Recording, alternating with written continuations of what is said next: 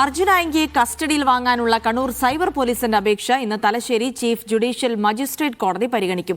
5 ദിവസത്തേക്കാണ് കസ്റ്റഡി ആവശ്യപ്പെടുക. പോലീസ് സമർപ്പിച്ച പ്രൊഡക്ഷൻ വാറന്റിൽ ആയങ്കിയെ ഇന്ന് കോടതിയിൽ ഹാജരാക്കും. അർജുൻ ആയങ്കിയുടെ വീട്ടിൽ കണ്ണൂർ സൈബർ പോലീസ് ഇന്നലെ നടത്തിയ പരിശോധനയിൽ ലാപ്ടോപ്പ് പിടിച്ചെടുത്തു. മുഹമ്മദ് സൈഫുള്ള വിവരങ്ങൾ നൽകും. സൈഫുള്ള, അതായത് നിർണായക തെളിവുകളൊക്കെ കണ്ടെടുക്കാൻ ഇതുവരെ അന്വേഷണ സംഘത്തിന് കഴിഞ്ഞിട്ടുണ്ടോ? ഇനി കോടതി നടപടികൾ എന്തൊക്കെ?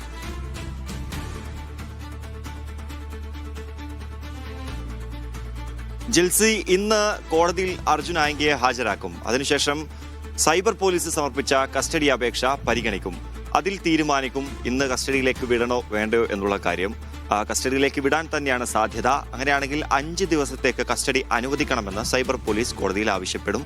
ഒരുപക്ഷെ 5 ദിവസം തന്നെ കിട്ടാനുള്ള സാധ്യതയും നിലവിലുണ്ട്. കഴിഞ്ഞ ദിവസം അർജുൻ ആയങ്കിയുടെ വീട്ടിൽ പോലീസ് പരിശോധന നടത്തിയപ്പോൾ വീട്ടിൽ നിന്നൊരു ലാപ്ടോപ്പ് കണ്ടെത്തിയിട്ടുണ്ട്. ഈ ലാപ്ടോപ്പ് സാങ്കേതികമായി പരിശോധിക്കാൻ വേണ്ടി ഒരുങ്ങിയിരിക്കുകയാണ് സൈബർ പോലീസ്. അതുപോലെ അർജുൻ ആയങ്കിയുടെ കയ്യിൽ നിന്നും നേരത്തെ പിടിച്ചെടുത്ത മൊബൈൽ ഫോണും, ഇത് രണ്ടും ശാസ്ത്രീയമായി തന്നെ പരിശോധിക്കേണ്ടതായിട്ടുണ്ട്. ആഭ്യന്തരമന്ത്രിക്കെതിരെ പോസ്റ്റ് ഇട്ടത് ഈ ലാപ്ടോപ്പിൽ നിന്നോ മൊബൈലിൽ നിന്നോ ആണോ എന്നുള്ളത് കണ്ടെത്തണം.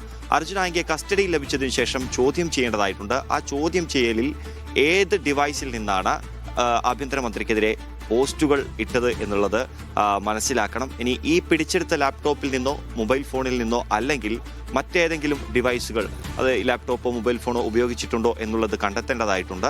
ഈ കാര്യങ്ങളൊക്കെ വിശദമായി ചോദ്യം ചെയ്യണം. ഈ ഉപയോഗിച്ച ഈ പോസ്റ്റിടാൻ വേണ്ടി ഉപയോഗിച്ച ഡിവൈസ് എവിടെയെങ്കിലും ഒളിപ്പിച്ചു വെച്ചിട്ടാണുള്ളതെങ്കിൽ ഇത് അർജുൻ ആയങ്കിയുമായി തെളിവെടുപ്പ് നടത്തി കണ്ടെത്തേണ്ടതായിട്ടുണ്ട്. ഇതൊക്കെയാണ് കസ്റ്റഡിയിലുള്ള കാലയളവിൽ പോലീസിന് ചെയ്യാൻ വേണ്ടിയുള്ളത്. അതേസമയം കഴിഞ്ഞ ദിവസം കോതമംഗലം പോലീസ് തലശ്ശേരി സബ് ജയിലിലെത്തി അർജുൻ ആയങ്കിയുടെ അറസ്റ്റ് രേഖപ്പെടുത്തിയിട്ടുണ്ട്. SHOയെ ഭീഷണിപ്പെടുത്തി എന്നുള്ള കേസിലാണ് ആയങ്കിയുടെ അറസ്റ്റ് രേഖപ്പെടുത്തിയിട്ടുള്ളത്.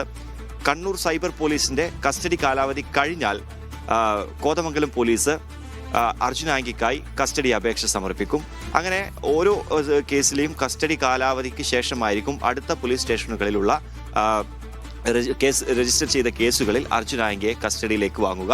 നിർണായകമായിട്ടുള്ള ചില വിവരങ്ങൾ അർജുൻ ആയങ്കിയിൽ നിന്ന് ലഭിക്കേണ്ടതായിട്ടുണ്ട്. അതിലേറ്റവും പ്രധാനപ്പെട്ടത് ഈ നേരത്തെ സൂചിപ്പിച്ചതുപോലെ തന്നെ ആഭ്യന്തരമന്ത്രിക്കെതിരെ പോസ്റ്റ് ഇട്ട ഡിവൈസ് ഏതാണ് എന്നുള്ളതാണ്. അതുകൂടാതെ അർജുൻ ആയങ്കി ആദ്യം പിടിയിലായപ്പോൾ പോലീസിനോട് പറഞ്ഞത് ഒളിവിൽ കഴിയുന്ന സമയത്ത് പോസ്റ്റുകൾ ഇട്ടത് താനല്ല, തൻ്റെ അഡ്മിൻ, ഈ പേജുകളുടെ ഒക്കെ അഡ്മിൻ ആയിട്ടുള്ള തൻ്റെ സുഹൃത്ത് പ്രണവാണെന്നാണ്. ഈ പ്രണവ് തന്നെയാണോ പോസ്റ്റുകൾ ഇട്ടത് എന്നുള്ളത് പരിശോധിക്കേണ്ടതായിട്ടുണ്ട്. അതിനുവേണ്ടി അർജുൻ ആയങ്കിയെ ചോദ്യം ചെയ്യണം. പ്രണവ് ഇപ്പോൾ ഒളിവിലാണ്. പ്രണവിനെ കണ്ടെത്താനുള്ള ശ്രമം പോലീസിന്റെ ഭാഗത്ത് നിന്നും ആരംഭിച്ചിട്ടുണ്ട്. ഇയാളെ പിടികൂടണം.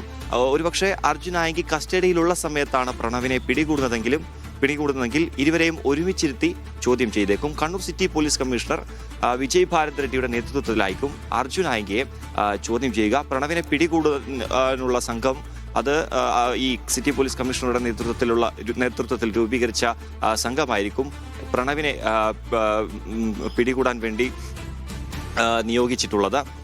അതിനുശേഷമാണ് അർജുൻ ആയങ്കിയെ ഈ കേസുമായി ബന്ധപ്പെട്ടിട്ടുള്ള മറ്റ് കാര്യങ്ങളും ചോദ്യം ചെയ്യലുമൊക്കെ നടക്കുക. ജിൽസി.